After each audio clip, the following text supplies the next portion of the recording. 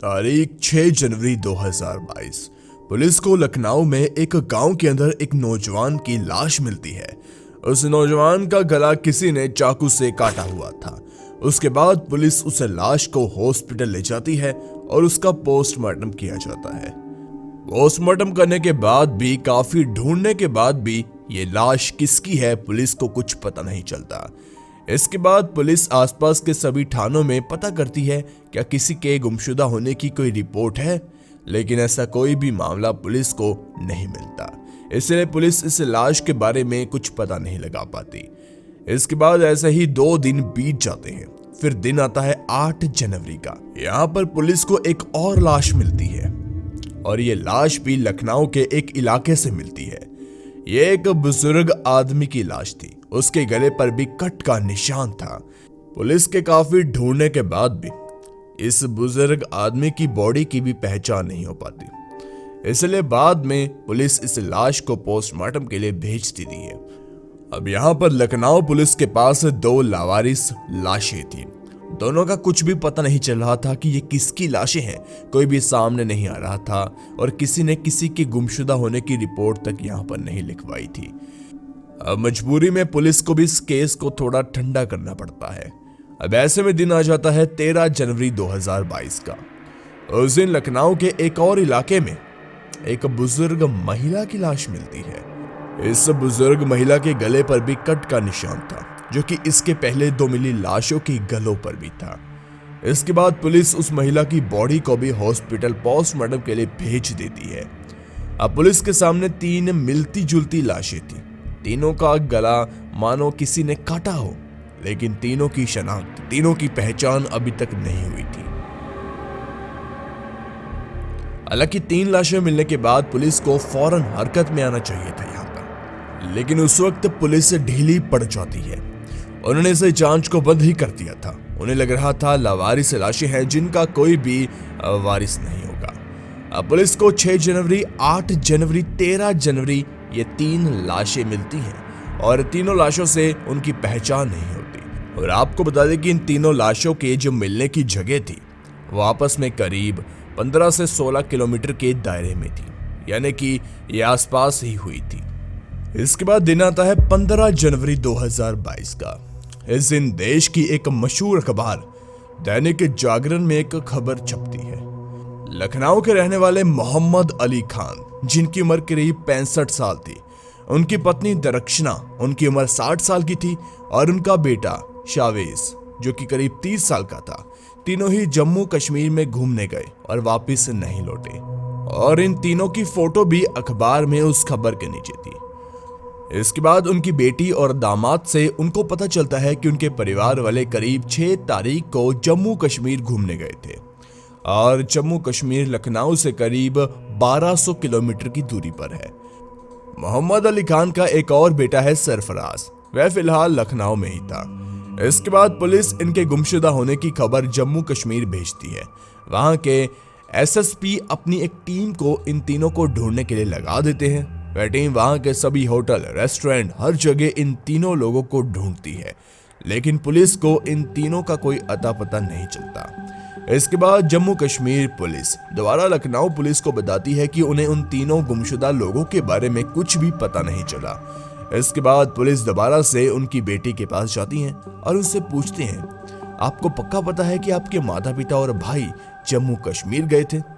तब उनकी बेटी, जो अपने पति के साथ नोएडा में रहती थी, वह पुलिस को बताती है, 6 जनवरी को मैंने अपने पिता को फोन किया था, उन्होंने मेरा फोन नहीं उठाया।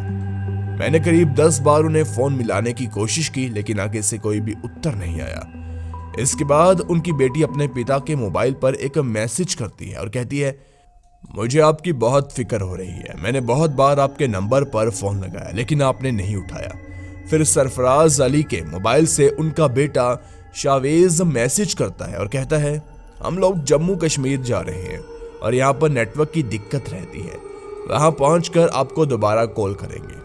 ये मैसेज शावेज ने करीब अपने पिता के मोबाइल से 6 तारीख को किया था। इसके बाद कुछ दिन बीत जाने के बाद 14 जनवरी को उनकी बेटी दोबारा मैसेज करती है कि आप कहां पर हो। फिर आगे से शावेज रिप्लाई करता है और कहता है कि हम जम्मू कश्मीर तो जा नहीं पाए, रास्ते में बहुत बुरी तरह फंस गए हैं, यहाँ पर नेटवर्क भी कम आ रहा है और बहुत मुश्किल से किसी का हॉटस्पॉट ऑन करवाया है और मैसेज किया, बहुत जल्द मिलेंगे, मिस यू।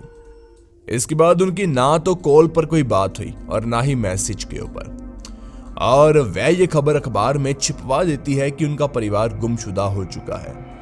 अब इतने दिन तो लखनऊ पुलिस जम्मू कश्मीर पुलिस के साथ 3 लोगों के गुमशुदा होने पर बात कर रही थी। फिर एक दिन पुलिस को ख्याल आता है कि उन्हें भी 3 लाशें मिली थी। जब उन्होंने लाशों को देखा तो अखबार में छपी तस्वीरों के साथ वो मैच कर गई। यहाँ पर पुलिस हैरान हो गई। वह जिन लोगों को जम्मू कश्मीर में ढूंढ रही थी वह तो लखनऊ में थी और कुछ दिन पहले ही मर गए हैं। फिर पुलिस इस सोच में पड़ जाती है कि आखिर ये मांजरा क्या है, जो लोग कुछ दिन पहले जम्मू कश्मीर घूमने गए लेकिन उनकी लाशें लखनऊ में कैसे मिल रही है, आखिर ये हो कैसे सकता है। पुलिस का दिमाग इस वक्त घूम सा गया था। उन्हें कुछ समझ में नहीं आ रहा था कि उनके साथ ये क्या गेम खेली जा रही है। इसके बाद पुलिस सोचती है जो मैसेज उनकी बेटी को आया वो मैसेज जम्मू कश्मीर से आया हो, ये कैसे पता करेंगे। इसलिए पुलिस ये पता लगाने में लग जाती है।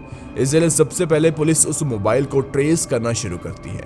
तब पुलिस को पता चलता है कि जो मैसेज उनकी बेटी को भेजा गया वह जम्मू कश्मीर से नहीं बल्कि लखनऊ से ही भेजा गया। इसके बाद पुलिस का सबसे पहला शक उनकी बेटी और दामाद पर गया। उन्हें लगा कि इन दोनों ने मिलकर पुलिस को गुमराह किया है। फिर पुलिस ने इस मामले की पूरी तरह से जांच की। तब पता चला कि उनकी बेटी और दामाद बेकसूर हैं। इसके बाद मोहम्मद अली के 2 बेटे थे, एक तो शावेज जो कि पुलिस को लाश के रूप में मिल चुका था, बचा सरफराज। इसके बाद पुलिस सरफराज पर नजर रखना शुरू कर देती है।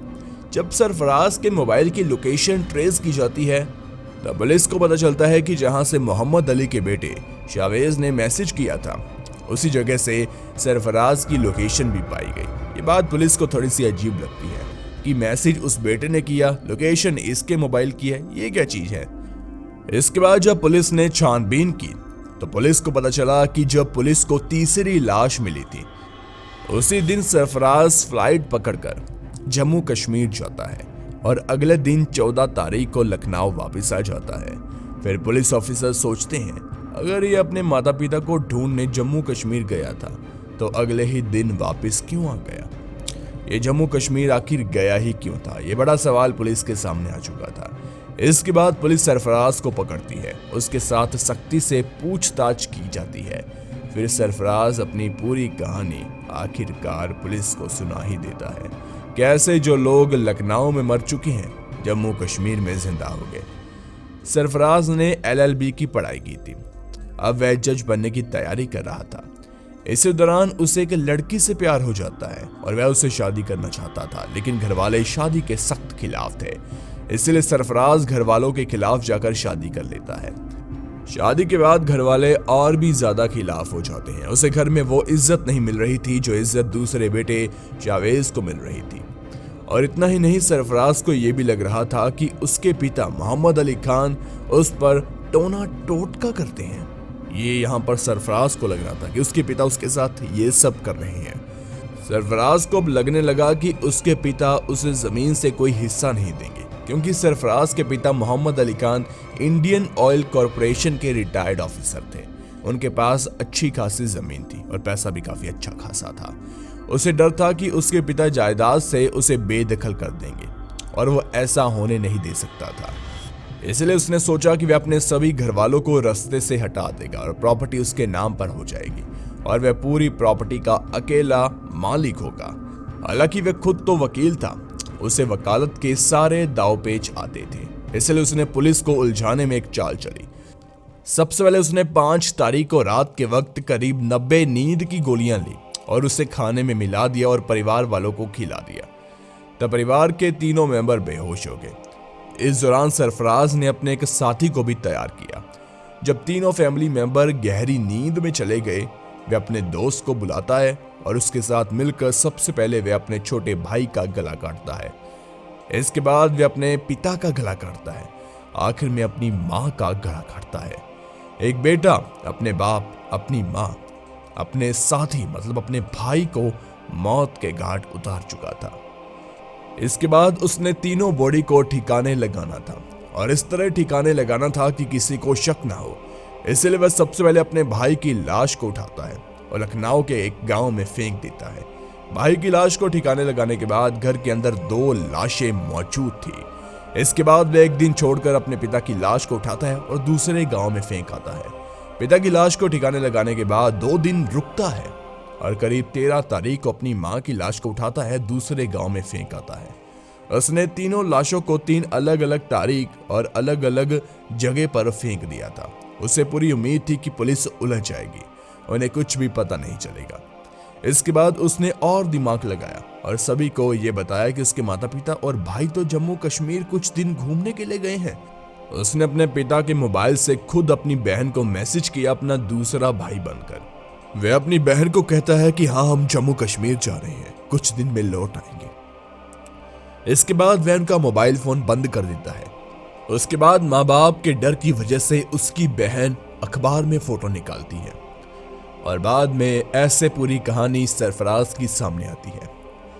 ये कहानी है एक प्रॉपर्टी की, कहानी है जमीन के खातिर अपनों को मार देने की, जो कि काफी हैरान कर जाती है। धन्यवाद, वीडियो को खत्म करते हैं।